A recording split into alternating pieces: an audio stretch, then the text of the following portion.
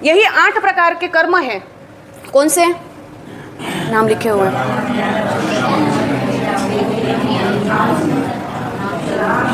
लिखे हुए देख के बोल लो, कोई बात नहीं।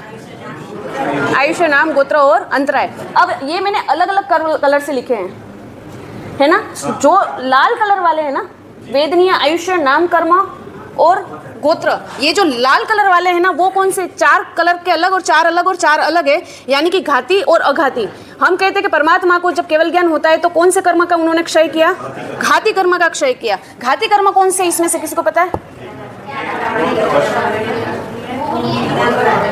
अंतराय। ये 4 कर्मों को उन्होंने केवल ज्ञान के समय पर क्षय कर दिया होता है, क्योंकि केवल ज्ञान के बाद भी अभी आयुष्य बाकी है, तो आयुष्य कर्म का उन्होंने घात नहीं किया, इसीलिए उसको कहते हैं अघाती कर्म।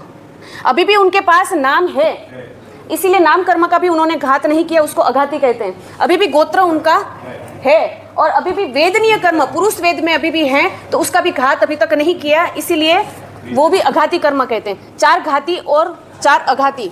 8 कर्म बंध जो होते हैं वो ज्ञानावर्णीय वगैरह 8 कर्म। मुख्य 4 कारण कौन से हैं कर्म बंध के? मुख्य 4 कारण मिथ्यात्व, अविरति, कसाय और योग। ये 4 जो है वो मुख्य कारण, उसको हम कहेंगे आश्रव। क्या कहेंगे? आश्रव। संवर किसको कहेंगे?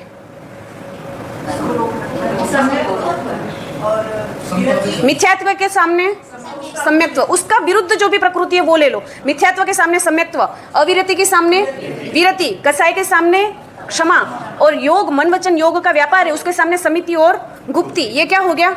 संवर हो गया। अब ये रोज के जीवन में हमारे आने वाली चीजें हैं। कौन सी है? ये रोज की जीवन में। अब थोड़ा और आगे हम करते हैं कि ये बंद तो हम बंद हर एक समय पर करते हैं, लेकिन संवर करके हम नए बंद करते समय अटक सकते हैं। संवर से क्या हो सकता है? अब पूर्व संचित जो कर्म है वो तो हमने बांध लिए, लेकिन ये संवर करके हम नए कर्म से रोक सकते हैं। अब एक नई बात है, बंध तो हमने समझ लिया, अनुबंध भी हमने समझ लिया कि कौन सा अनुबंध है, ठीक है। अब उदय आना, यानी कि वो कर्म का हमारे जीवन में प्रभाव दिखाना, यानी कि हमें कोई भी पीड़ा हुई, वेदना हुई, तो असाता वेदनीय का उदय हुआ। एक और कर्म देखिए, संचित कर्म, यानी कि कर्म हमने जो बांधे हुए हैं वो है। अब जब तक उदय में नहीं आ रहे, उस समय को हम कहते हैं अबाधा समय, अबाधा काल। और वो अबाधा काल में जो भी हमने पूर्व संचित कर्म है ना, वो हमारे सत्ता में पड़े हुए हैं, यानी कि अभी तक उदय में नहीं आए। परमात्मा ने सैया पालक के कान में जो भी शीशा डाला गर्म तेल का, उसके बाद उदय में कौन सा आया? महावीर स्वामी भगवान के भव में उदय में आया, कान में किलेट हो गए। बीच का जो था वो कौन सा था? अबाधा काल था। वो अबाधा काल में ये कहते हैं कि अबाधा काल वाला जो समय है वो कर्म अभी सत्ता में पड़े हुए हैं। कैसे हैं? सत्ता में पड़े हुए, मतलब वो कभी भी उदय में आएंगे। वो उदय में आएंगे, उसके 5 कारण हैं। द्रव्य विपाक, क्षेत्र विपाक, काल विपाक, भाव विपाक और भव विपाक। उसको ये 5 कारण हैं उदय में आने के कारण। अब ये मैं सरल भाषा में बताती हूँ कि उदय में आना यानी कि कर्म अपना फल बताना। कर्म जो है उसका फल बताएगा। फल को शास्त्रकार भगवंत ने विपाक शब्द का नाम दिया है कि विपाक शब्द को फल कहते हैं कि वो आपे। अब कोई भी कर्म होता है वो उदय में आता है ना, तो उसका प्रभाव दिखाता है, वो द्रव्य, क्षेत्र, काल, भाव और भव के रूप में उदय में आता है। सबसे पहले द्रव्य। अब आत्मा में लायकात नहीं है तो मोक्ष नहीं होगा, अनुकूल संयोग नहीं मिलेंगे, देव गुरु और धर्म नहीं मिलेंगे। वो क्या है? वो द्रव्य है। अगर देव गुरु धर्म नहीं मिलेंगे तो वो कर्म जो है उदय में नहीं आएंगे। जब संयोग होगा तब कर्म में उदय में आएगा। मान लो कि द्रव्य के कैसे कहें, जैसे कि असाता वेदनीय कर्म का उदय हुआ। एक टेबलेट ली हमने, कोई भी हमने एक टेबलेट ली, वो टेबलेट हमने ली और सर दर्द हमारा गायब हुआ। वो द्रव्य जो है वो द्रव्य और आत्मा का संयोग हुआ, और क्या हुआ? असाता वेदनीय गायब और साता वेदनीय आ गई। तो मतलब द्रव्य विपाकी कर्म के साता वेदनीय आने के लिए क्या हुआ कि द्रव्य जो टेबलेट, एक मेटासिन की टेबलेट थी, वो द्रव्य के रूप में काम आई। समझ में आ रहा है? विपाक यानी कि फल। अब द्रव्य और अब क्षेत्र विपाकी कर्म किसको कहते हैं? कि जैसे कि कहा जाता है कि सामयिक कहाँ पर करो? उपाश्रय में करो। घर पे सामयिक नहीं करनी। उसका कारण परमाणु सारे जो होते हैं वो, क्योंकि क्षेत्र ऐसा होता है ना, जो क्षेत्र हमारे कर्म के उदय में काम आता है। जो सामयिक हम करते हैं वो किस लिए करते हैं? समता के लिए सामयिक करते हैं, ठीक है। तो वातावरण वहाँ का ऐसा होगा कि जहाँ पे हम सामयिक करेंगे, तो अगर घर पर कर रहे हैं सामयिक, किसी की रिंग बजी, फोन आया, हमारा ध्यान कहाँ जाएगा? उधर जाएगा। तो हमारे यहाँ पर जो समता 48 मिनट की करी उसमें डिस्टर्बेंस होगा। तो सामयिक कहाँ करना, प्रतिक्रमण कहाँ करना, कोई भी आराधना करनी, मंदिर वगैरह इसीलिए बनाए गए कि वहाँ पे पूजा कर रहे, साधना कर रहे, माला गिन रहे, वो वहीं पर आपको करना है, क्योंकि क्षेत्र का एक प्रभाव होता है। तीर्थ स्थान क्यों रखे गए? तीर्थ स्थानों में यात्राएं करने के लिए कहा गया, तीर्थ स्थानों की स्पर्शना करने के लिए कही गई, क्योंकि यही है कांकरे कांकरे अनंत सिद्ध पालितना क्षेत्र है। एक एक कंकर में अनंत सिद्ध हुए हैं। तो उनके जो परमाणु, उस समय के परमाणु बहुत काम करते हैं अपने जीवन में। तो उस समय के जो परमाणु हैं, वो परमाणु की जो ओरा है वो हमें लगती है। जब वहां पर जाते हैं ना, तो ऑटोमेटिक आपको कभी कभी उपवास करने का मन हो जाता है। कभी सुबह यात्रा करने गए, अब आराम से आरती करके नीचे लगेंगे, हमें आज उपवास करेंगे, तो वो किसका प्रभाव हुआ? क्षेत्र का प्रभाव हुआ। मतलब कि तब हमें जो कर्म उदय में आया वो किसके प्रभाव से आया? वो क्षेत्र के प्रभाव से आया। हाँ, प्रतिक्रमण और सामयिक वो कहाँ करनी चाहिए? उपासना में करनी चाहिए। एक ऐसे शांता बात है, वो क्या करते थे, वो घर में सामयिक करते थे ताकि दो काम हो सके, सामयिक का सामयिक और घर की रखवाली भी हो पाए। अब वो दरवाजे के पास कोई शांता बहन बैठे तो नहीं है यहाँ पर, अपने ऊपर मत ले लेना, पगड़ी मत पहनना, मेरे और कोई शांता बात है, यहाँ वाले नहीं है। अब वो घर की चौखट पे बैठे हैं सामयिक करने के लिए, और सामयिक करते करते हमारा ये होता है ना, एक माला गिन रहे और झपकी आ गई। नींद तभी आती है जब कोई धर्म करने बैठते हैं ना, तभी नींद आ जाती है। ये भी एक दर्शन मोहनीय का उदय है, तभी ये होता है। अब उनको वो माला गिनते पता नहीं कब एक नींद की झपकी लग गई, और वहीं से एक कुत्ता जो था वो पता नहीं कब घर से अंदर घुस गया, किचन के पास चला गया। अब किचन में गया अंदर, तो थोड़ी बहुत आवाज़ आई किचन में, तो बोले कि क्या हुआ किचन में आवाज़? बहू तो कब की काम करके ऊपर चली गई अपने कमरे में, तो ये आवाज़ किस चीज़ की आ रही है? देखा तो कुत्ता आया था। अब उनकी माला चालू है, सामयिक कर रहे हैं, कुछ बोल तो सकते नहीं, क्योंकि उन्होंने प्रवचन में सुना है कि जब सामयिक कर रहे हैं तब संसार की कोई बातें आपको नहीं करनी है। अब उनकी माला चालू हुई अलग प्रकार की।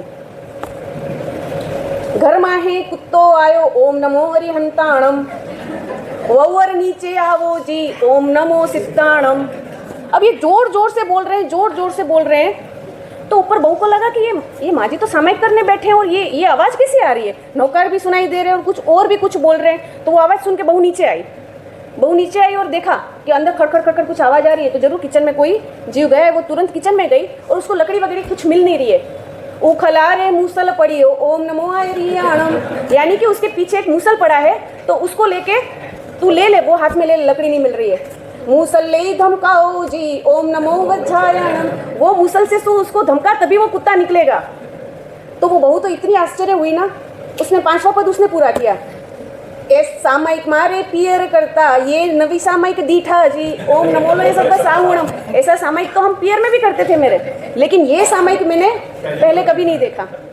तो सामयिक हमारा इस प्रकार का होता है कि दोनों चीज़ हो जाए। सामयिक जब करना है, 48 दिन कहा गया है, शास्त्रकार भगवंत ने कहा है कि कभी भी कोई भी भाव जो होता है, धर्म ध्यान शुक्ल ध्यान भाव होता है ना, वो 48 मिनट से ज़्यादा नहीं रहता है। उसी कारण सामयिक का समय अवधि कितनी रखी? 48 मिनट। कई बार हमें प्रश्न होता है कि 48 मिनट का सामयिक क्यों? तो 48 मिनट का सामयिक इसीलिए क्योंकि कोई भी भाव होंगे ना 48 मिनट तक रहेंगे, उसके आगे नहीं रहेंगे, फिर वापस धारा टूटेगी और फिर वापस 48 मिनट के लिए ध्यान लगेगा।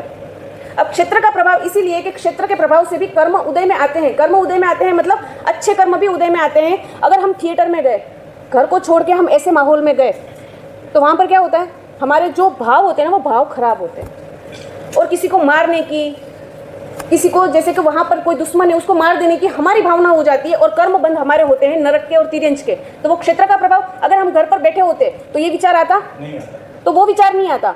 अब हम कहते हैं कि हम जब हिमाचल गए ना, तो वहाँ पे हमको पता नहीं अनायासी ऐसे ही बैठे हैं ना, और कोई नहीं कुछ नहीं, और बस अंदर से जो मालाएं वगैरह का जो जाप होता है ना, साधनाएं जितनी करी है, जितने भी समय दरमियान संयम के पर्याय दरमियान, तो वो अंदर से ऑटोमेटिक सारे मंत्र वगैरह है ना, भगवान का नाम है, नवकार मंत्र है, ऑटोमेटिक आ रहा है। हाथ में माला नहीं है, हम वैसे ही वहाँ पर बैठे हुए हैं, लेकिन अचानक से बस दिमाग में वही सूझ रहा है। वो किसका प्रभाव? वो क्षेत्र का प्रभाव है कि वहाँ पर साधना करने का मन हो रहा है, वहाँ पे माला जाप करने का मन हो रहा है, वहाँ पे कुछ नहीं तो कुछ एकाशनी करने का मन हो रहा है, वहाँ पे आज कुछ नहीं वापरना। बाकी वहाँ पर 15 डिग्री -15 डिग्री वहाँ पर, और हाइट भी देखो तो 10,000 के ऊपर सारी, ज़्यादा से ज़्यादा हम हाइट गए तो 15,000 की हाइट पर गए, लेकिन कभी ऐसा नहीं हुआ कि ये हमको प्रतिकूलता है। प्रतिकूलता आई लेकिन उसका अनुभव नहीं किया, क्योंकि उससे हम दुखी नहीं हुए। हमको ये लग रहा था कि पहले के ज़माने में जो साधु साध्वी जी ये था ना कि जंगल में विहार करते थे, उनका विहार अनिश्चित था, उनके आहार पानी भी अनिश्चित थे कि जो आएगा वो वापस लेंगे, जहाँ पे रुकना होगा वहाँ पे रुक लेंगे। हमारे 2 महीने हिमाचल में सेम वे से गए। बड़े महाराज और छोटे महाराज नीचे थे ना अम्बाला में, अगर नीचे हमारी कोई जिम्मेदारी नहीं होती ना तो हम नीचे आते ही नहीं। वैसे वहाँ के भाव प्रकट हो रहे थे हमारे। एक क्षेत्र का ऐसा प्रभाव है कि उस क्षेत्र में हमारी भावना और बढ़ती है और कर्म क्षय होते हैं। कोई क्षेत्र ऐसे होते हैं कि उनके प्रभाव से क्या होता है, कर्म बंद होता है। तो द्रव्य विपाकी उदय काल, कि जब द्रव्य का कोई ऐसा प्रभाव हम पे पड़ेगा और वो कर्म बंद होंगे या कर्म क्षय होगा। क्षेत्र विपाकी के क्षेत्र के प्रभाव से कर्म उदय होगा या कर्म बंद होगा।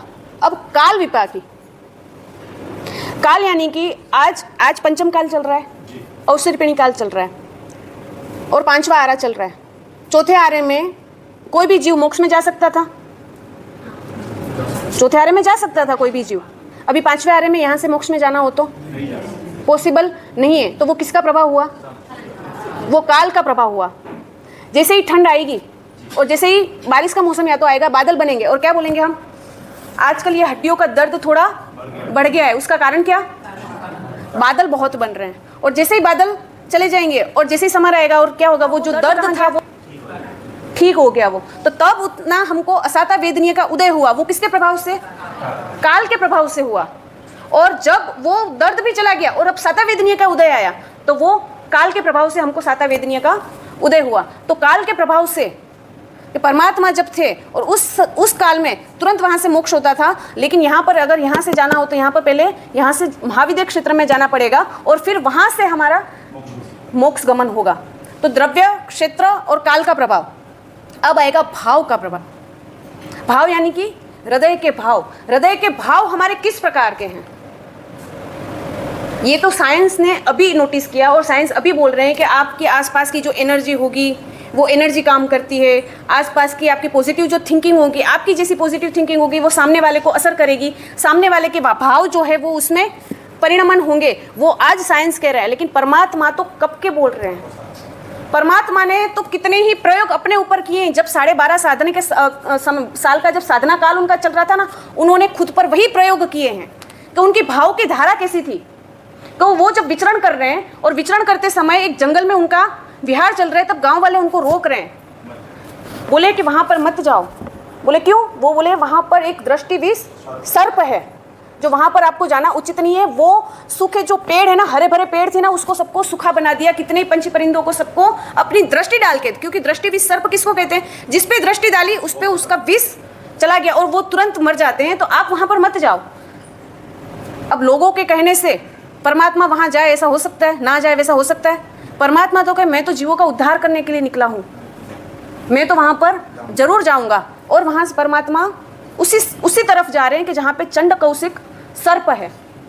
अब जैसे ही पास में गया और चंड कौशिक को लगा, स्मेल आ गई कि कोई जीव मनुष्य जरूर आया है यहाँ पर। और जैसे ही पास में आया, चंड कौशिक का एक ही काम क्या करना, डंक मारना, डंक मारना। वो डंक मार के वापस अपने बिल में जा रहा है कि बोले कि मेरे एक डंक से क्या होगा, जीव वहीं पर समाप्त हो जाता है। और जैसे ही मैं एक डंक मारूंगा और परमात्मा जो खड़े हुए हैं वो तुरंत गिर ही जाएगा। जो भी मनुष्य, उसको तो पता नहीं परमात्मा है, जो भी मनुष्य गिर जाएगा। अगर मेरे पर गिरेगा और मैं मर जाऊंगा, इससे अच्छा तो मैं मार के अंदर चला जाता हूँ। डंक मार रहा है, अंदर जा रहा है, डंक मार रहा है, अंदर जा रहा है, लेकिन कोई असर नहीं हो रहा है परमात्मा के ऊपर। और परमात्मा तब तक शांत खड़े हैं, कुछ भी बोल नहीं रहे। और जैसे ही वापस बाहर आया और डंक लाया, कुछ भी नहीं हुआ।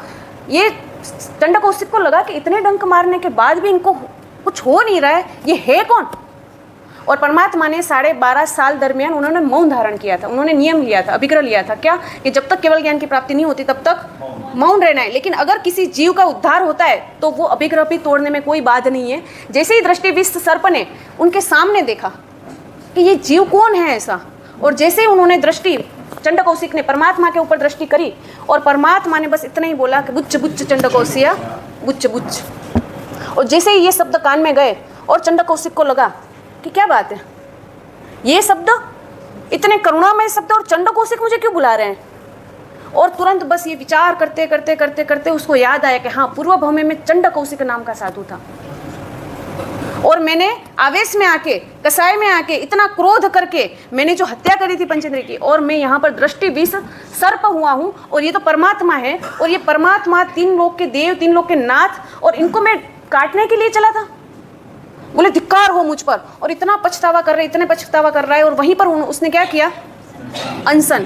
परमात्मा ने भी ठान ली थी कि आज कौन जीतता है, उसका क्रोध जीतेगा या मेरे हृदय के भाव जीतेंगे। और जीता कौन, हृदय के भाव। हृदय के भाव उनके कितने प्रबल होंगे, कितने प्रबल होंगे कि वो तुरंत वो चंड कौशिक जो दृष्टि विष से उसको भी जो भाव है उसको भी चेंज कर दिया, और वो मरकर कहाँ गया, मरकर सीधा 8वें देवलोक में, क्योंकि उस समय उसका अबाधा काल चल रहा था। और ये अबाधा काल में उसने इतना पछतावा किया, और पूर्व संचित जो कर्म थे, जो साधु की हत्या करी थी, उसने क्या किया, उसको परिणमन करके सारे पश्चाताप करके जो कर्म थे उसका क्षय कर दिया। वो सीधे 8वें देवलोक में पहुंच गया।